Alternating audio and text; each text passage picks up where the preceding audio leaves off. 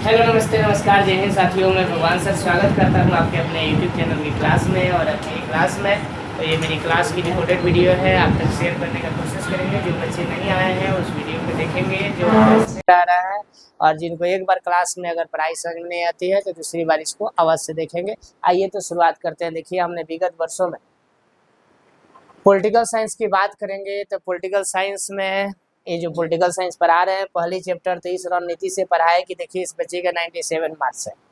आपने सही सुना, 100 में 97 नंबर है। आप इसको roll number roll code check कर सकते हैं, 41004 है और रोल नंबर जो है 26030020। यहाँ पर स्क्रीन पर दिख रहा होगा, हर्षिता कुमारी होगा। ठीक है, आप देख लीजिएगा 97 मार्क्स होता है, जो कि पॉलिटिकल साइंस में आपको पता है कि क्लास 11th और 12 दोनों मिलाकर पूछा जाता है। तभी भी हमने इस तरीके का पढ़ा है कि 97 मार्क्स बच्चे लेकर आइए। बाकी सब बच्चे का बहुत सारे का 90 प्लस है और बहुत का 30 प्लस भी है। ठीक है, ऐसा नहीं कि सबका 90 प्लस है। तो आप अच्छा से पढ़िए, ध्यान दीजिए। तो शुरुआत करते हैं आज 12th क्लास की पहली चैप्टर बुक 1 शीत युद्ध का दौर। शीत युद्ध क्या होता है, कोई बताएगा इसमें से?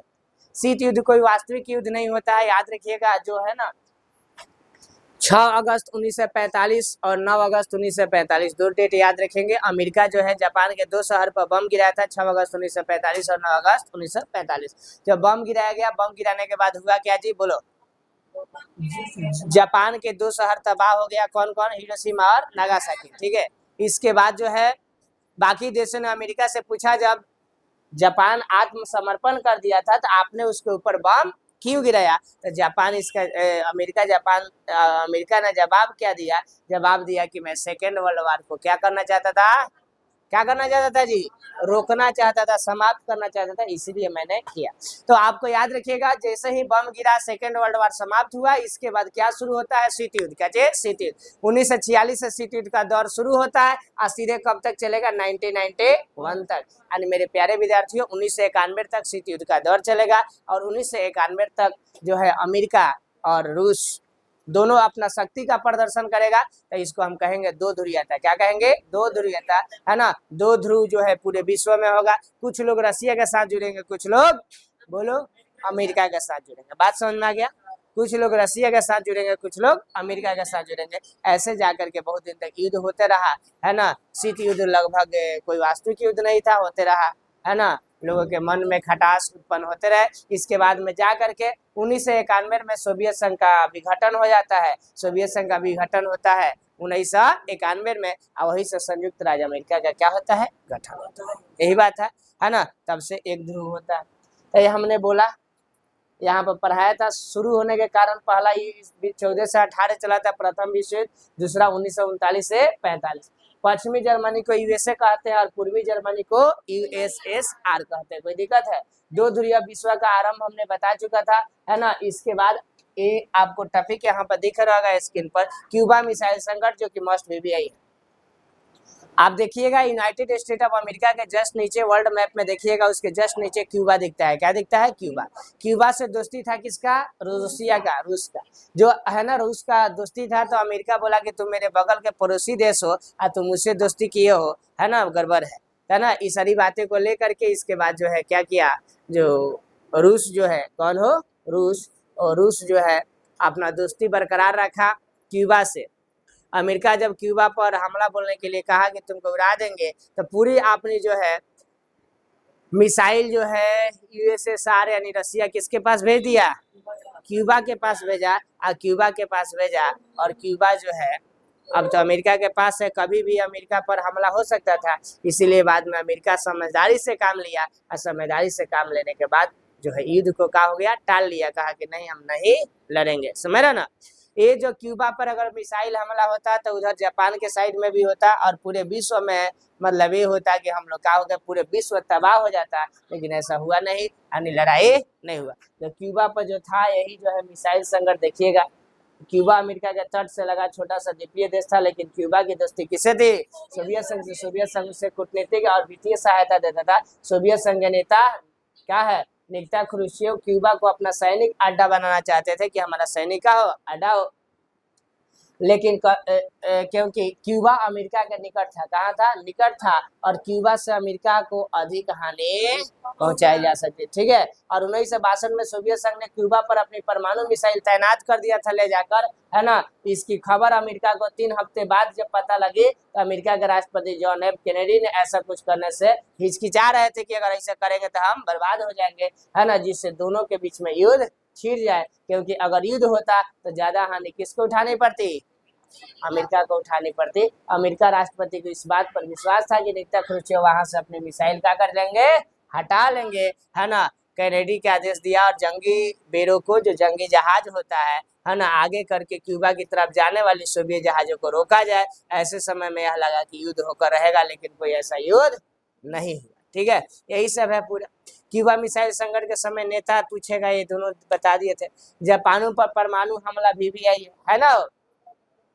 अमेरिका ने जापान के 2 शहर पर बम गिराया। पहले हम बोले थे स्टाइल में, बोले थे पहले हीरोबाजी खत्म करेंगे फिर नाक तोड़ेंगे। हीरोबाजी खत्म करेंगे मतलब पहले हिरोशिमा, ओकरा बाद नाक तोड़ेंगे मतलब नागासाकी। पहले हिरोशिमा फिर नागासाकी, पहले 6 ओकरा बाद 9, पहले 6 अगस्त ओकरा बाद 9 अगस्त, पहले कै अगस्त 6 अगस्त ओकरा बाद 9 अगस्त। हीरोबाजी खत्म करेंगे मतलब हिरोशिमा, 9 अगस्त मतलब नागासाकी। कोई दिक्कत है ना। इस घटना के बाद अमेरिका के बहुत आलोचना हुआ, बुराई किया गया कि बताओ जब आत्मसमर्पण कर दिया था तो फिर आपने उसके ऊपर बम क्यों गिराया। लेकिन अमेरिका का जवाब दिया हो, अमेरिका ही जवाब दिया कि हम क्या करेगा चाहत रही, सेकेंड वर्ल्ड वार समाप्त करना चाहता था, ऐसा मेरा कोई मकसद नहीं था।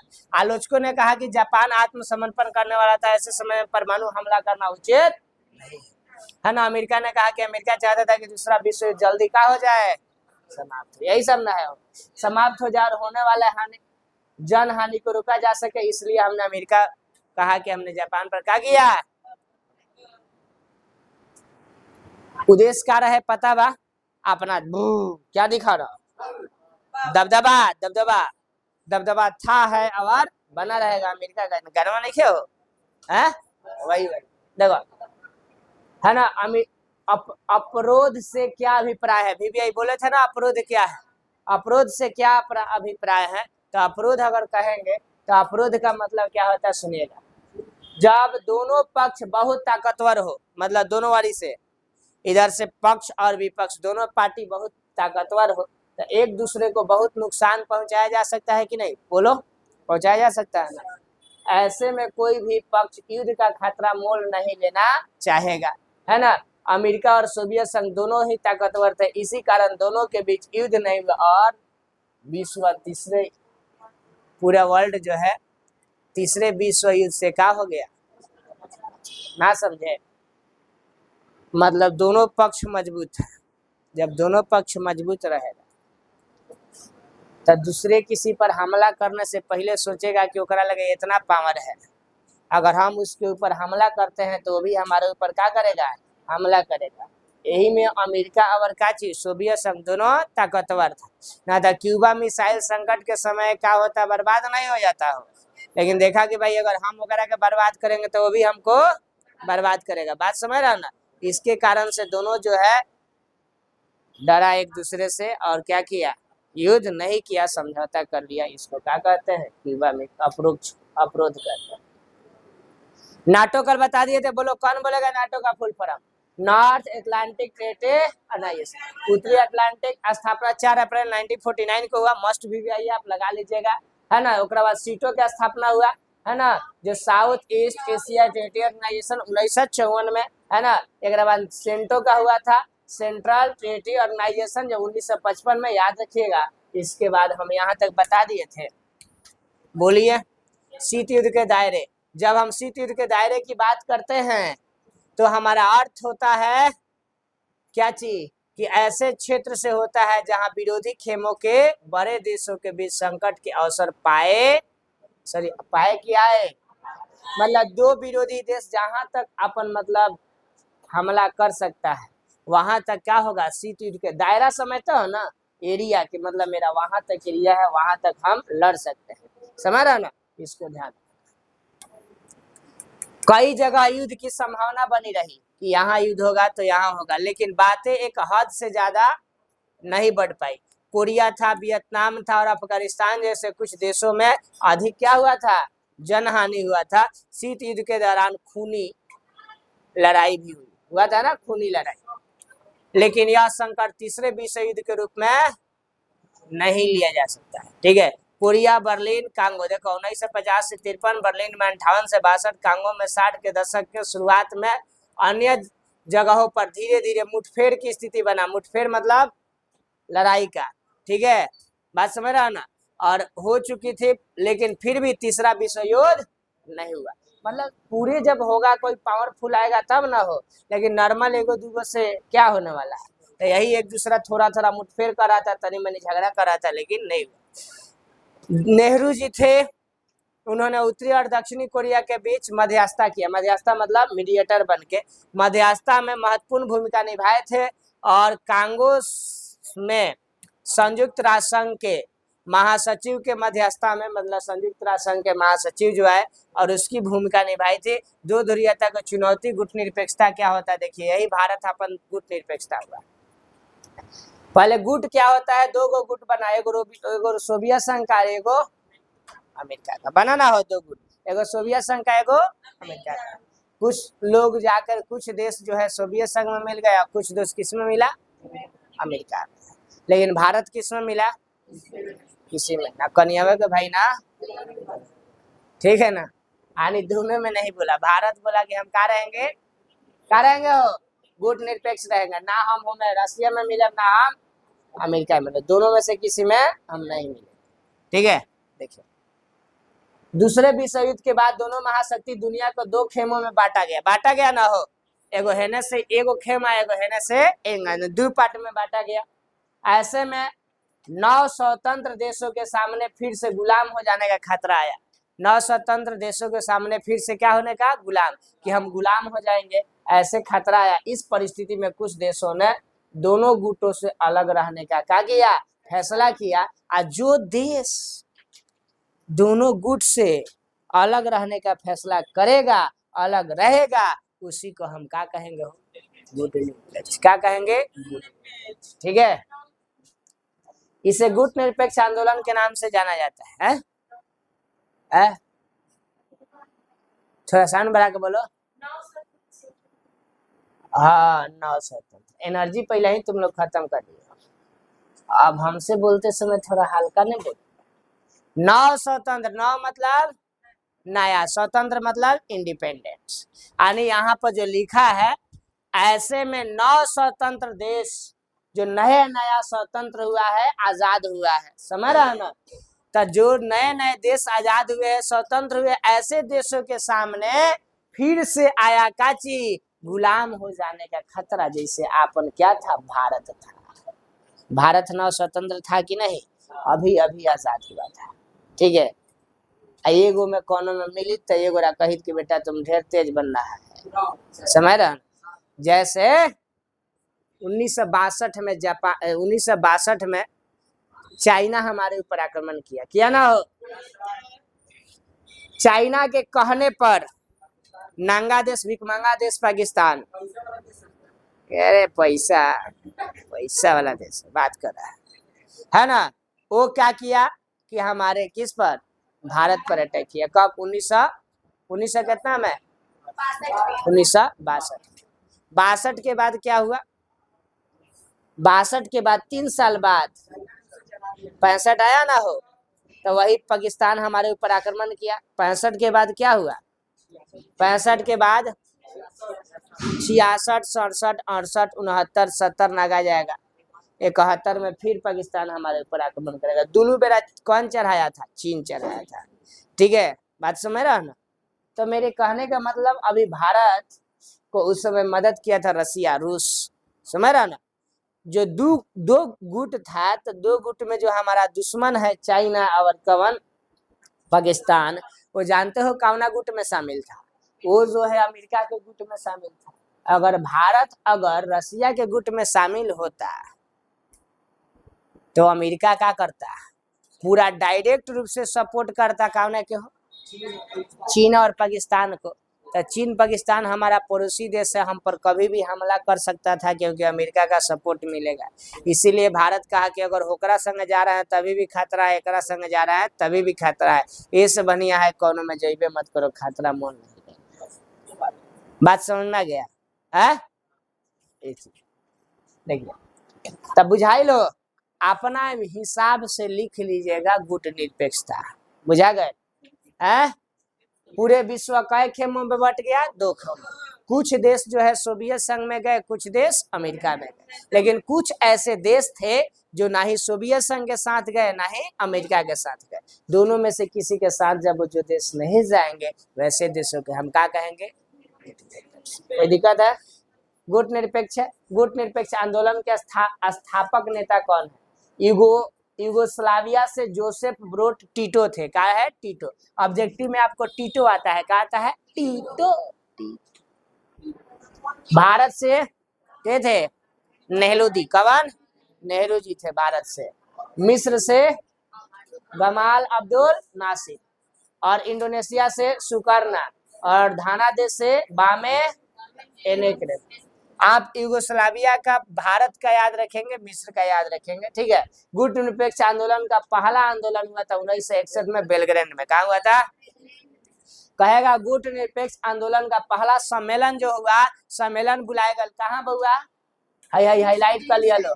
हाईलाइट का पहले से जो करिया से ज्यादा लिखल बा ऑलरेडी हाईलाइट है, उसको ध्यान देना, ठीक है। और इसमें कई गो सदस्य देश थे? हो 25 गो सदस्य देश थे। कई गो? 25 गो देश में शामिल हुए थे। बात भी है ना गुट निरपेक्ष आंदोलन। गुट निरपेक्ष आंदोलन का 14वां सम्मेलन देखा, पहला बतनिया कौआ सम्मेलन? पहला कब भइल? 1961 में। कहाँ भइल? बेलग्रेड में। बेलग्रेड याद रही नो। एक बाद सीधे 14वां कब भइल? 2006 में। 6 भइल नो, 6 में तुम लोग का जन्म हो गया होगा। तो 2006 में हवाना क्यूबा में भई रहे। कहाँ पर? पहला में मात्र 25 गो सदस्य देश थे, और ये 14वां में कई गो सदस्य देश? 116 गो। 15 पर्यवेक्षक देश भी मतलब अदर से शामिल हुए थे। गुट निरपेक्ष आंदोलन से भारत का क्या लाभ हुआ? गुट निरपेक्ष आंदोलन से भारत का क्या लाभ हुआ? सुनिएगा। भारत अंतर्राष्ट्रीय फैसले स्वतंत्र होकर अपने हित में लिया। भारत जो है कलश कि हम गुट निरपेक्ष रहे, तो गुट निरपेक्ष रहेगा तो इसका भारत का जो है वो अंतर्राष्ट्रीय फैसले स्वतंत्र होकर लेने के हित में आया। मतलब कि इंटरनेशनल लेवल पर कौन अगर फैसला होगा तो अपन हम क्या होंगे? बोलो, स्वतंत्र होकर उसका क्या करेंगे? इंटरनेशनल लेवल के फैसला को हम क्या करेंगे? बोलो, लेंगे, ठीक है। भारत दोबारा से गुलाम होने से क्या हो जाए? बच जाए, ऐसे कहा गया। भारत हमेशा ऐसी स्थिति में रहा, अगर कोई एक महाशक्ति उसके खिलाफ हो जाए तो वह दूसरी महाशक्ति के करीब जा सकता था। समझ रहा हो ना? मान लो हम गुट निरपेक्षता में, ना ही हम जापान के साथ है, सॉरी, ना ही हम अमेरिका के साथ है, ना ही हम जापान के साथ है, समझ ना? दोनों के साथ में अगर हम नहीं है, एक बात कहते हैं, तो जब हमको जरूरत पड़ेगा, क्या पड़ेगा? जरूरत पड़ेगा, तो हम एक दूसरे के साथ जा सकते हैं कि नहीं जा सकते? जा सकते हैं ना। देखिए जैसे कैसे हम जा सकते हैं, ध्यान से मान लो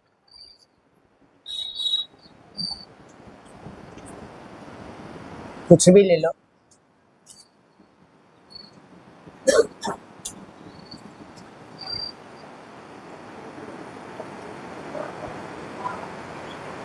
यहाँ कुछ दिख रहा है क्या? देखो, दिखा? ये क्या है?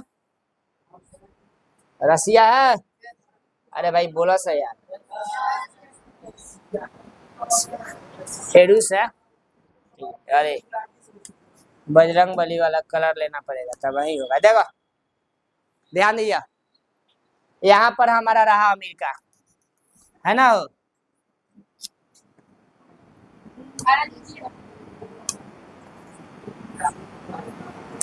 चला, ये क्या है ना? ध्यान दो, दिखाई दिया?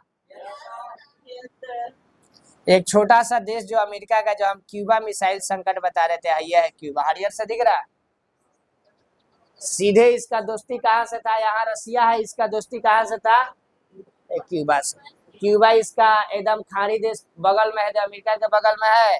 यहाँ पर कोई दोस्ती करेगा तो यहाँ से कभी परमाणु हमला इस पर कर सकता है कि नहीं, कर सकता है ना। तो यही है, देखो भारत जो है यहाँ अपन भारत है,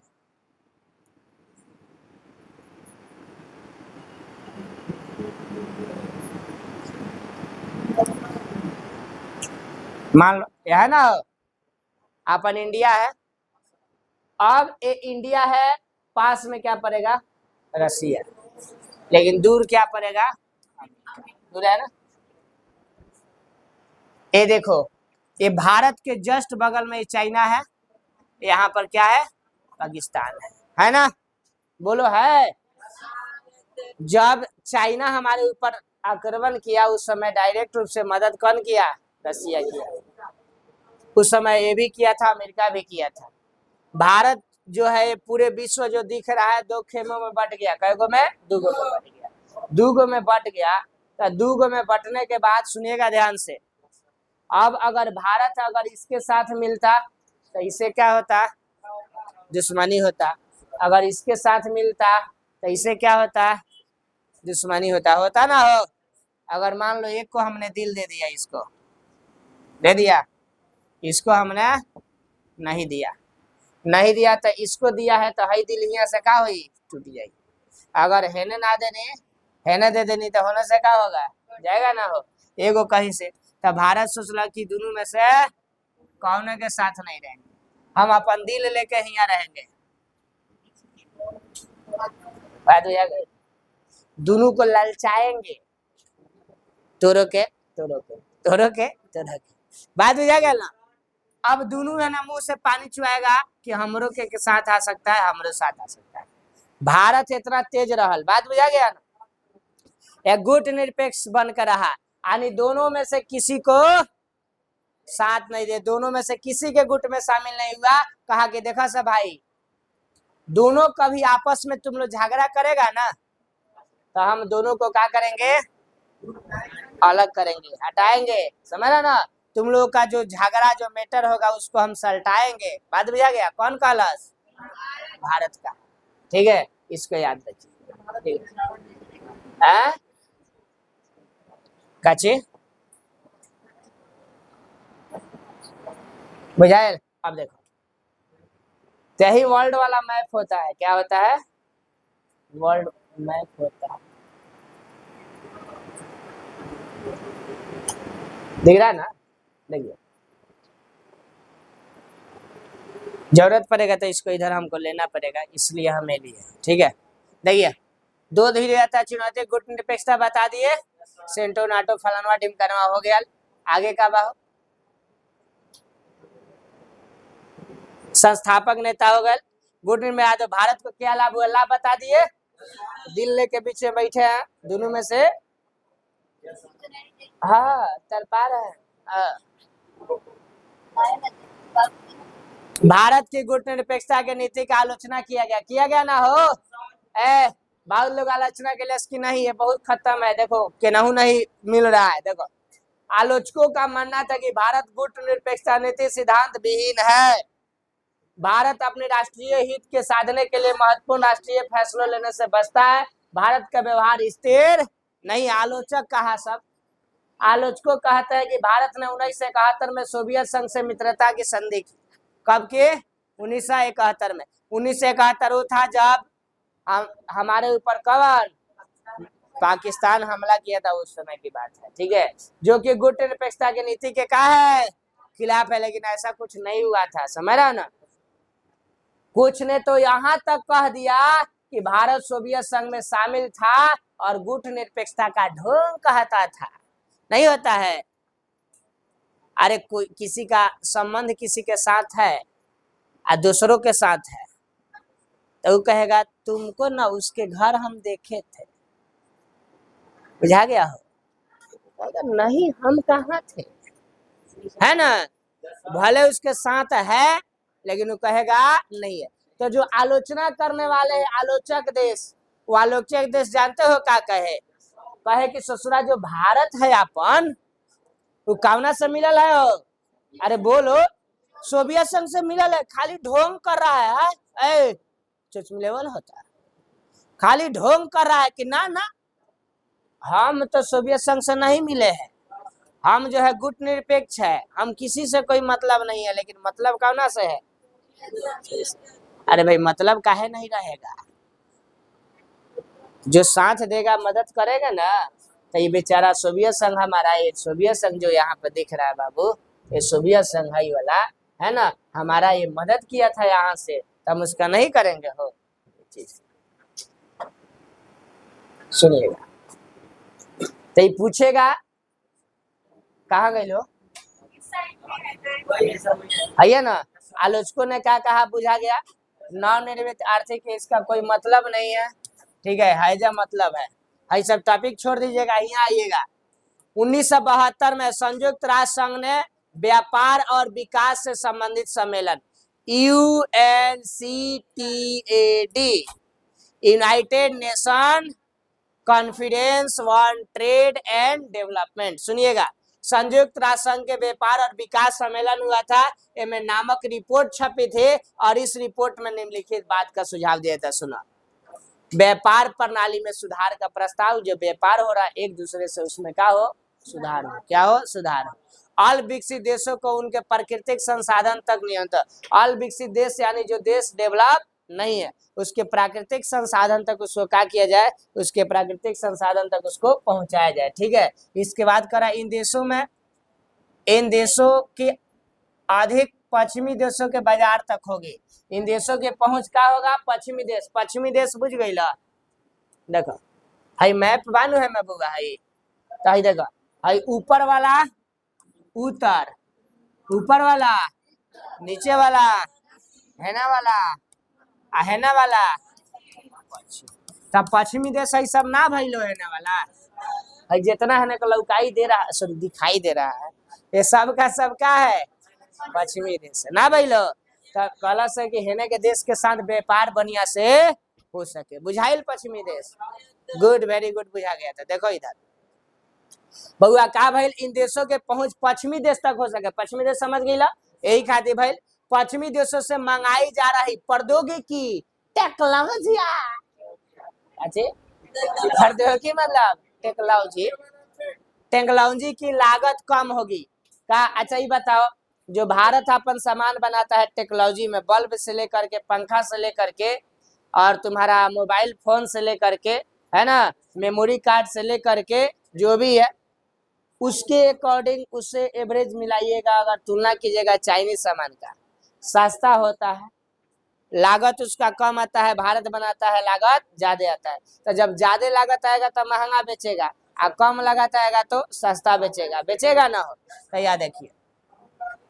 तब पश्चिमी देशों के मंगाई जा रही टेक्नोलॉजी समझ रहा, प्रौद्योगिकी की लागत कम होगी, अल्प विकसित देशों काचे, अल्प विकसित जो ज्यादा विकसित नहीं है, अल्प विकसित देशों की अंतरराष्ट्रीय मतलब इंटरनेशनल लेवल का आर्थिक संस्थान में भूमिका बढ़ाई जाएगी, उनकी भूमिका को क्या करेगा, बढ़ाया जाएगा।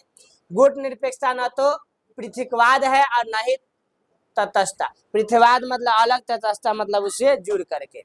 सन 1787 में अमेरिका ने स्वतंत्रता की लड़ाई लड़ी थी, और 87 से लेकर 14 तक अमेरिका ने अपने आप को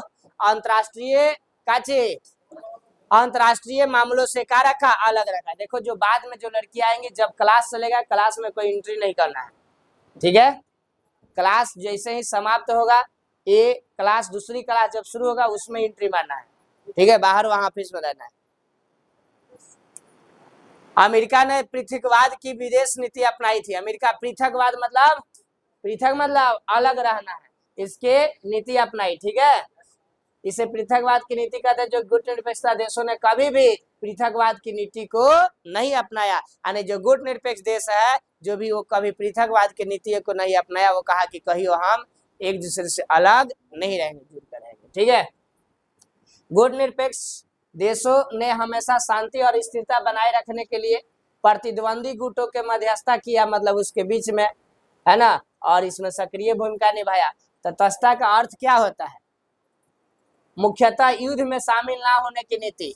तटस्थता का मतलब क्या होता है कि कुछ भी हो जाए लेकिन युद्ध में हम शामिल ना हो, इसकी नीति होता है, ठीक है। आगे सुनिए, अब आपका क्वेश्चन आंसर है, क्या है, लगा लो जो जो इम्पोर्टेंट बोल रहे हैं, ठीक है। शक्ति संतुलन से क्या समझते हो? मस्ट भी आई।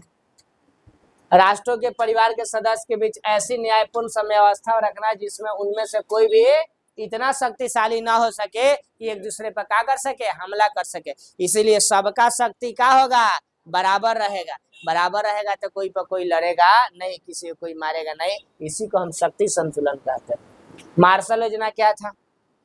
ठीक ठाक है। सेकेंड वर्ल्ड वार के बाद 1948 में अमेरिका गुट के यूरोपीय देशों में पुनर्निर्माण यानी फिर से निर्माण हो, इसमें मदद करने के लिए योजना तैयार किया गया। क्या किया जाए? योजना, प्लानिंग बनाया गया। आज जरूरत थी और पूरे यूरोप के लिए एक महत्वपूर्ण आर्थिक वातावरण बनाने में मदद करता था। मार्शल योजना में यूरोपीय देशों के लिए 13 अरब डॉलर का सहयोग दिया गया। कितना अरब? 13 अरब। ठीक है, आगे सुनिएगा।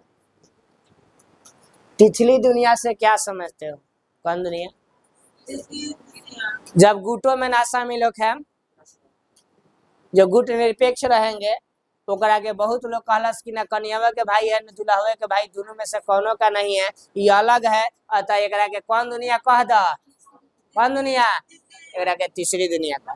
ठीक है। गुट निरपेक्ष आंदोलन की तीसरी दुनिया के लोगों ने तीसरे विकल्प के रूप में देखा। कौन विकल्प? तीसरा। तीसरे विकल्प के रूप में देखा, है ना। और यहाँ पर लिखा हुआ है,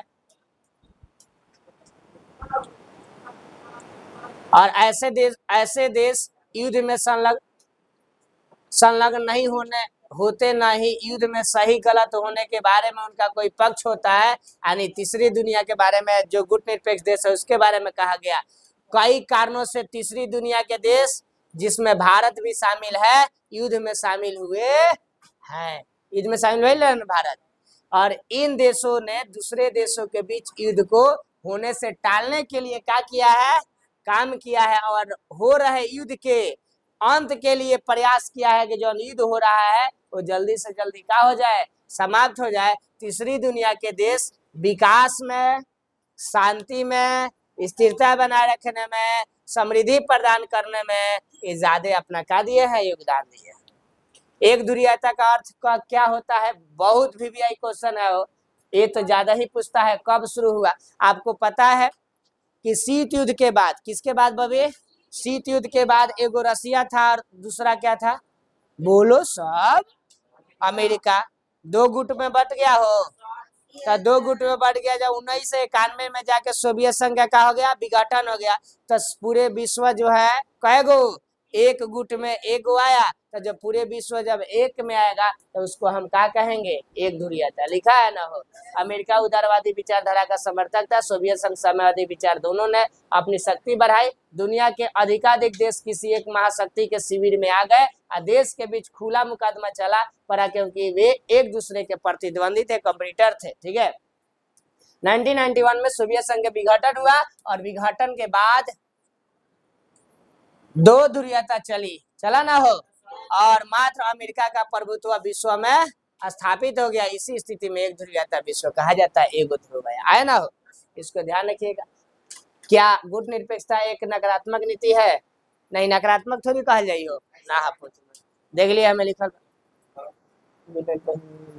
हाई वाला ठीक ठाक है। VVI क्वेश्चन, गुट निरपेक्ष आंदोलन के दो उद्देश्य लिखना है कि दो को उद्देश्य कार्य है? ये ना उद्देश्य है कि हम एक दूसरे के गुट में शामिल नहीं होंगे, एक दूसरे के प्रादेशिक अखंडता को बनाए रखेंगे, कभी दोनों झगड़ा करेगा तो हम आपस में छोड़ाएंगे, है ना। जब कभी दूसरा देश हम पर हमला करेगा तो हम तो दोनों के तरफ से हमारा क्या है? सत्ता मजबूत है, दोनों से मदद मांगेंगे। ठीक है। निशस्त्रीकरण, MVVI, मस्ट VVI। देख बाबू, निशस्त्रीकरण का मतलब होता है अस्त्र शस्त्र नहीं रखना है। तुम्हारा पॉलिटिकल है? उठो तो वहां से, इधर बैठो तो फिर आना। बतिया रही है ना तुम्हारा, अभी हम कान गरम कर रहे हैं। निशस्त्रीकरण का अर्थ क्या है? मानव को संहार करने वाले अस्त्र। किसको? मानव को संहार करने वाले अस्त्र जो मानव को बर्बाद कर रहे हैं, है ना, का निर्माण क्या हो जाए? बंद हो जाए। अरे एगो कहावत कहल बा, सुन ले बारू, ना आटी तो दांते काटी।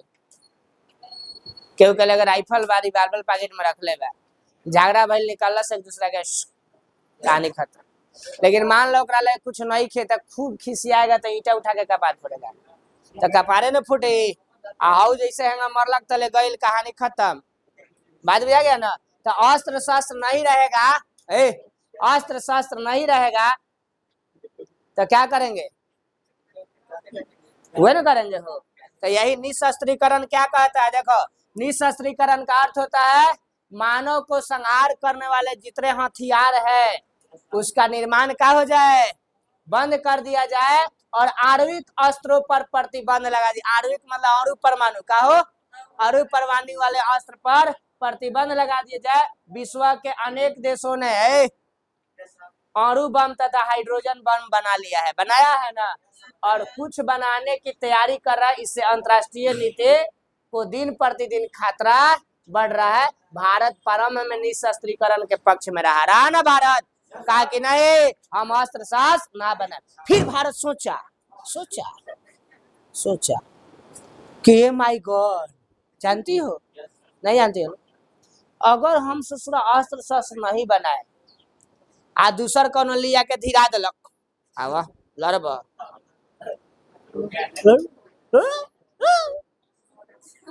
बात बुझाइल। अब दूसर कौन धीरा है, हमारे प्राण सुखल, हमारे का कर हईला ही नहीं है, रहेगा तब ना निकालेंगे।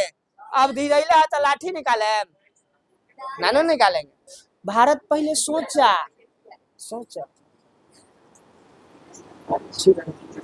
ठीक है। अरे सुनो, निशस्त्रीकरण का चे निशस्त्रीकरण होगा, हम भी अस्त्र शस्त्र नहीं बनाएंगे। हम अस्त्र शस्त्र नहीं बना, लेकिन बाद में सोचल कि आहे दादा अगर नहीं बनाए और दूसर ले आके धीरा दिलक तब का करे। जब भारत कला से ना है बाबू तक ना, एकदम ना, बनाएंगे। क्या करेंगे,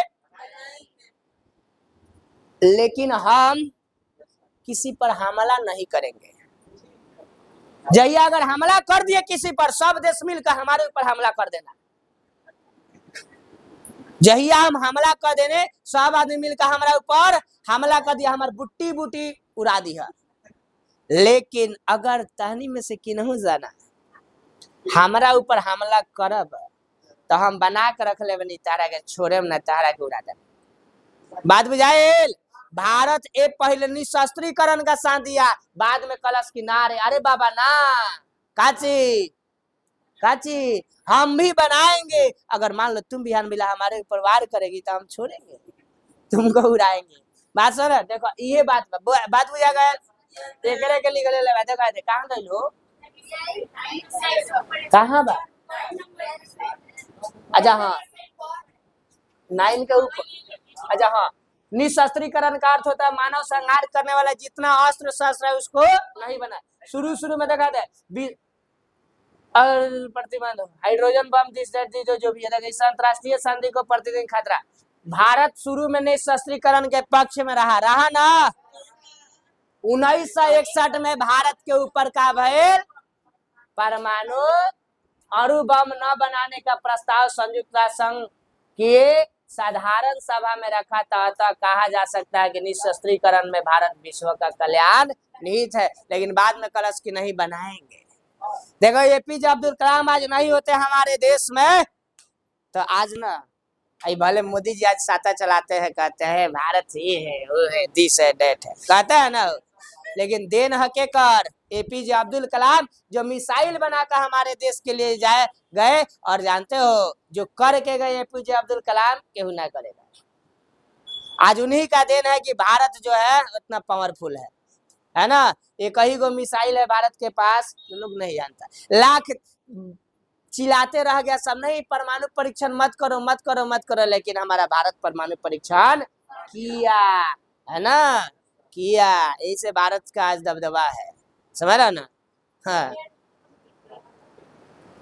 संक्षेप में परमाणु युद्ध के प्रभाव का वर्णन करना है ना, लिख लीजिएगा, शॉर्ट में लिखे है। आज भी परमाणु है, आज भी जापान में जब बम गिर रहा है वो कर क्या है देखिए ना, आज भी वो जीता जगता परमाणु है, बच्चा जन्म लेता है क्या भाई जय। हाँ, आई कर प्रभाव एक दिन में खत्म हो।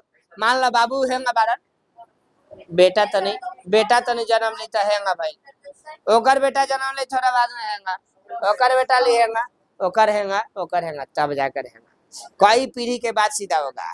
समझ ना, इतना जल्दी सोचोगे कि एक हैंगा से हैंगा हो जाए तो नहीं होगा। हाँ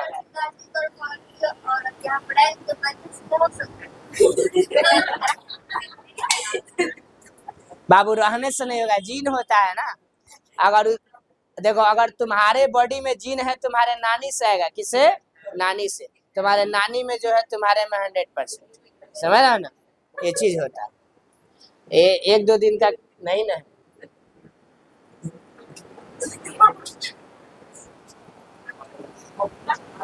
अंतरराष्ट्रीय राजनीति में शक्ति का दीर्घ उत्तरीय क्वेश्चन में हाई वाला लगा लिया अभी, सी तीर का अर्थ और उसके उदय के कारण, मस्ट भी आई 2 नंबर, बस इतने बार है ना। चलिए तो धन्यवाद, जय हिंद जय भारत। सुनिए और इसका हम लेंगे आपका टेस्ट, और टेस्ट में आपको बहुत ही जल्दी कल के बाद परसों ही टेस्ट होने वाला है, तैयारी कीजिएगा बढ़िया से। चलिए जय हिंद जय भारत, दिन शुभ।